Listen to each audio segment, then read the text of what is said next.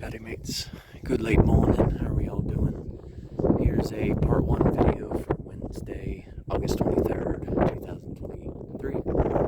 This is going to be just a shorter film, just because it could go on for several minutes. But here, we've got the famous Delicate Arch, which, by the way, is one of the most common symbols for the state of Utah. It's even on their license plate.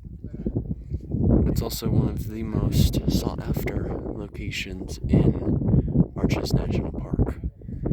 You can tell right now it's a little busy at the moment. That's how it is,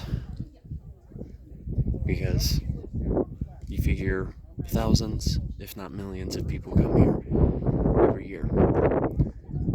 So you may be wondering, how exactly did Delicate Arch form? Well, to put it simply, it was a matter of erosion and 3 freeze and thaw cycles of ice. So, you see, what happened is, at one point this was total bedrock. But then eventually what happened is, as water was percolating through some of the slick rock member that you see down here, which is a particular type of sandstone, pardon me, it eventually became prone. It's very permeable to water.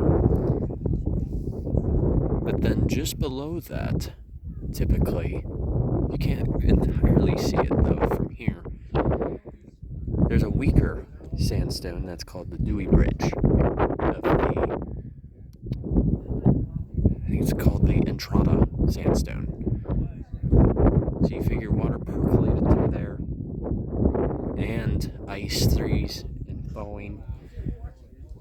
It created these fins, and then eventually, as it created fissures, also known as cracks in the rock, as a result, it formed this very arch that we're looking at in itself. Of course, if any of you are more interested in really how the arch came to be, I'll of course provide a link if you're interested. But the reason that geologists call this slick rock sandstone, because you can see how smooth it is in appearance. So oftentimes if you're traversing along this rock, you have to be very careful. It's very fitting for the name. Very slick. Oh man. And yeah, you can see it all around you. You can even see that there are other arches in the process of forming as well. Quite amazing what weathering can do over time. And in particular, Delicate Arch is a great example of differential weathering, which in essence means it affects physical. Okay. Differential weathering basically means water, in a sense, affects different rocks in different ways. So that's why with Delicate Arch, for example, you can see some different formations in terms of the rock type.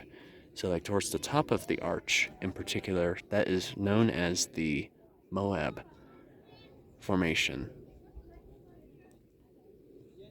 of the Curtis formation. Okay, Moab sandstone of the Curtis formation. There we go. When it comes to geology, there are sometimes very difficult names to go by. Alright, you guys. Have a good one. Take it easy.